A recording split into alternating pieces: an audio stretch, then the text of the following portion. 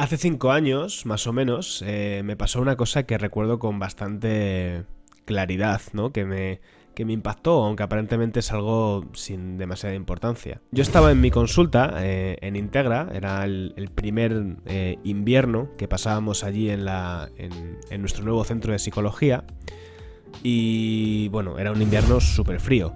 Era un día muy muy frío. En la calle hacía mucho frío, pero en la consulta no, porque tenemos calefacción central y eso pegaba que no veas. El caso es que tú allí en el despacho puedes estar perfectamente en manga corta porque, como te digo, hacía mucho calor, ¿no?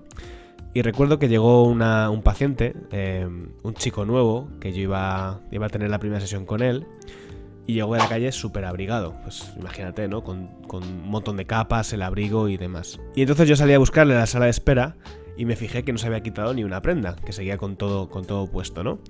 Le invité a pasar y estaba sudando pues la gota gorda porque en la calle hacía mucho frío, pero en la consulta, como te digo, hacía mucho calor. Se sentó en la silla, empezamos a hablar y yo le dije, oye, si quieres, si vas a estar más cómodo, quítate alguna prenda y la puedes dejar en la silla de al lado. A lo que él me contestó que no, que estaba bien. Yo pensé que quizás le daba vergüenza, que como era la primera sesión no quería molestar, porque yo le veía sudando, le veía acalorado. Y entonces le volví a insistir, haciéndole ver que le veía acalorado y que no le diera cosa quitarse una prenda. Y puso cara de sorpresa, como de no darse cuenta de que realmente lo estaba pasando mal. Este ejemplo, que aparentemente no tiene más trascendencia, sería para mí representativo de lo que le pasa a algunas personas que no tienen acceso a sus estados emocionales o a cómo se encuentran. No es tanto que no sufran o que no les pasen cosas, sino que más bien es como si su mente tuviera un mecanismo para no atenderlas o poner distancia con ellas y desconectarse. En este caso no hablamos de una emoción, hablamos de un estado fisiológico, pero en cualquier caso para mí es un ejemplo de hacerte cargo de ti, de algo que te sucede, necesitas escucharlo, atenderlo y resolverlo. Pues en el vídeo de hoy te quiero hablar de un mal llamado síndrome de desconexión emocional. Digo mal llamado porque no existe como tal un síndrome de desconexión emocional, pero sí que es verdad que algunas personas tienen esta tendencia a estar desconectados de sí mismos y en este vídeo te quiero explicar por qué sucede esto. Son 5 las características que acompañan a este síndrome de desconexión emocional. La primera característica sería la dificultad o incapacidad para conectar con las emociones y expresarlas. Claro, si tú tienes dificultad para tener acceso a tus estados internos y a detectar lo que sientes, evidentemente, ¿cómo lo vas a poder expresar? La segunda característica es la incapacidad para sentir empatía por las demás personas. Pero ojo, cuidado con esto, porque dicho así, pudiera parecer que estamos hablando de psicópatas o de gente mala, y no tiene que ver con esto, sino con una incapacidad para conectar con la emoción. De hecho, hace unos días grabé un podcast, que no está aquí colgado en YouTube, está en Spotify y demás, donde hablaba de una investigación que relacionaba la capacidad que tienen las personas para sincronizarse con un ritmo, que era como un predictor de la capacidad para sincronizarse con otras personas. Nuestro cerebro está capacitado para, mediante la mímesis, conectarnos con las demás personas y generar lo que se llama la atención compartida. Bueno, pues hay personas que no tienen esta capacidad tan desarrollada. Por ejemplo, en el autismo, esta capacidad está muy carenciada. La característica número 3 es la confusión interna. Y es que si tú tienes un bajo nivel de introspección y te cuesta de nuevo acceder a esos estados internos, al final no puedes construir una narrativa de lo que te pasa y de cómo eres. Es como que la vida te va un poco sucediendo, pero no te la vas narrando ni vas diciendo, bueno, pues yo me siento así porque me ha pasado esto, porque no sé, con 15 años me pasó lo que sea. Es decir, no puedes al final construir una identidad de ti mismo. La característica número 4 es la extrema racionalización. Número 4, que se me había olvidado. Por lo general van a tender a ser personas que afrontan las situaciones de carácter emocional desde la razón, desde la objetividad. ¿Por qué? Bueno, esto puede tener muchos ángulos o explicaciones. Uno de ellos es que la racionalización es un mecanismo de defensa porque nos sirve para neutralizar la emoción, para convertirlo todo en algo más, bueno, pues lo que es, ¿no? Sin componente emocional ni nada que se le parezca. Pero quizás también es que sean personas que ante esas carencias emocionales pues han aprendido a compensar mediante la lógica el poder entender el mundo que les rodea. La característica número 5 es más bien una consecuencia, y es que se dificultan mucho las relaciones profundas con otras personas. Esto es también lógico, ¿no? Porque si las relaciones humanas se nutren de la emoción, de la vinculación emocional, una persona que por carencia, porque no tiene esa habilidad o porque tiene una parte más evitativa que rechaza la emoción, al final pues no está permitiendo que se genere ese vínculo más de carácter emocional y son relaciones que se van a mantener a un nivel pues más superficial. Pero ¿y por qué ocurre esto? Es decir, ¿por qué hay personas que tienen esa dificultad para conectar con la emoción? ¿Es un tema de miedo? ¿Es un mecanismo de defensa? ¿Es un problema neurológico? ¿Es una falta de educación emocional que esa persona no se ha podido desarrollar? ¿Qué pasa? Bueno, pues la verdad es que todo y nada a la vez. No sabemos al 100% a qué se debe. Y también creo que uno de los problemas, por eso digo que no tiene sentido hablar de síndrome de desconexión emocional, es porque metemos en un cajón desastre un montón de problemas o problemáticas distintas que vienen de varios sitios. A mí me sirve para entenderlo hacer una diferenciación entre cuando es una reacción a cuando es algo más estructural. Nuestro cerebro, por una cuestión de supervivencia, está biológicamente preparado para que en determinadas circunstancias donde nos veamos superados por un acontecimiento, podamos desconectarnos emocionalmente y bloquear el afecto. Esto se llama disociación. Se dice, se comenta, se piensa que esta respuesta de disociación es una respuesta filogenéticamente conservada a lo largo de distintas especies, ¿no?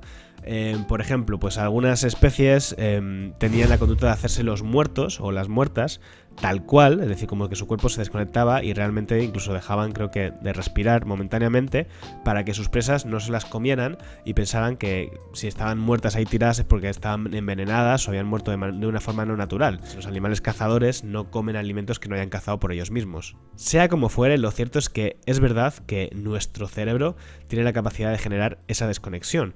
Hay una teoría llamada la teoría polivagal que nos explica por qué pasa esto, y es que cuando tenemos mucha ansiedad o estamos en una situación de crisis inmensa, pues nuestro cuerpo puede no solamente generar una respuesta de ansiedad hacia arriba, como puede ser un ataque de pánico, sino que también puede tirar del nervio dorsovagal y lo que hace es dejarnos... Hace poco vi en las noticias una noticia muy triste de un asesino que había salido de su condena y había matado a un niño, ¿no? Y que la reacción por parte del padre había sido quedarse totalmente en estado de negación, ¿no? Como que no reconocía que eso hubiera pasado. Y es que, como te digo, son reacciones habituales al trauma que tienen que ver con la desconexión emocional, pues la amnesia, la desrealización o respuestas similares. En otros casos, este síndrome de desconexión emocional no es una respuesta, no es una reacción ante algo que ha sucedido, sino que es más estructural, digamos que es más propio de la forma de ser de la persona. Esto es muy evidente, por ejemplo, en problemas como el autismo o el síndrome de Asperger, donde tenemos muchas evidencias de que está dañada o que hay un deterioro en el sistema límbico del cerebro que se encarga de toda esta parte emocional. Quizás el problema o el trastorno que mejor representa esta desconexión emocional es la alexitimia, un problema que tiene que ver con la incapacidad para identificar estados emocionales y asociarlos a conductas, además de incluso imaginar, ¿vale? La capacidad de imaginación se encuentra muy limitada. Esto en consultas se ve bastante, ¿no? Personas que llegan a terapia que sienten que están mal, que les pasan cosas, pero no saben explicarte muy bien de dónde vienen ni hacerte una historia, una narrativa de por qué les sucede el encontrarse como se encuentran. La alexitimia además es un trastorno bastante prevalente. Se piensa que, o se sabe, mejor dicho, que 1 de cada 7 personas tienen en cierta medida algún rasgo alexitímico y al menos el 85% de las personas con autismo presentan rasgos alexitímicos. Por último, me gustaría hacer mención al tema de los trastornos de personalidad o a ciertos rasgos de personalidad que se relacionan con esta desconexión emocional. En concreto, el más representativo es el trastorno esquizoide de la personalidad, que lo tienes por ahí, he vuelto a hacerlo mal, en el que uno de los síntomas principales tiene que ver con esta incapacidad para sentir emociones, sentir placer, para conectar con los demás, y en este caso estamos hablando de una estructura de personalidad que se desarrolla usando como mecanismo de afrontamiento esa desconexión, ese interiorismo, ese meterse para adentro y distanciarse del mundo exterior. Es un mecanismo de defensa que va conformando la personalidad de la persona.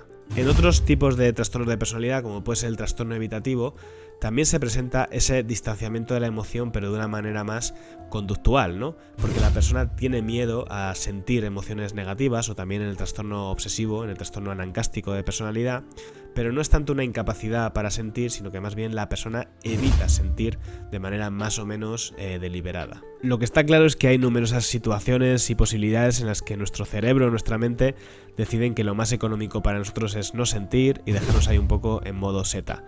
En cualquier caso, todo esto es trabajable, pero también es comprensible. Y quiero decir, a veces con este ensalzamiento de la emoción nos ponemos delante de personas que tienen esa emocionalidad baja y les queremos inundar de emoción, ¿no? Incluso culpándoles por no ser expresivos, por ser más metidos para adentro, ser más racionalizadores. Y no tenemos que olvidar que cada uno es como es y tiene su propia historia de vida. Y no todo el mundo tiene que ser súper expresivo, súper emocional o similar para estar bien, ¿vale? Ahí, por ejemplo, cada persona tiene unos límites, una forma de ser, y el trabajo terapéutico muchas veces tiene que ver más con acompañar a esa persona y ayudarle hasta cierto nivel, pero también respetando pues su estructura y su forma de ser, porque si no, caemos en invalidarles al final. Bueno, y ya está, que si no me voy a poner aquí a hablar de un montón de cosas y se me va a ir la pinza y el vídeo va a quedar hiper largo e infumable. Así que, lo dicho, si te ha gustado este vídeo, si te mola este tipo de contenido sobre psicología, házmelo saber, un me gusta, un comentario, y así si tienes preguntas yo las contesto. Y sobre todo suscríbete al canal, que eso es lo que va a hacer que yo crezca por un lado y que tú no te pierdas ninguno de mis siguientes vídeos, ¿vale? Así que lo dicho, nos vemos en el siguiente, te voy a dejar por aquí una lista de reproducción de más vídeos de psicología por si te mola el tema y nos vemos en la próxima publicación. Hasta pronto, adiós.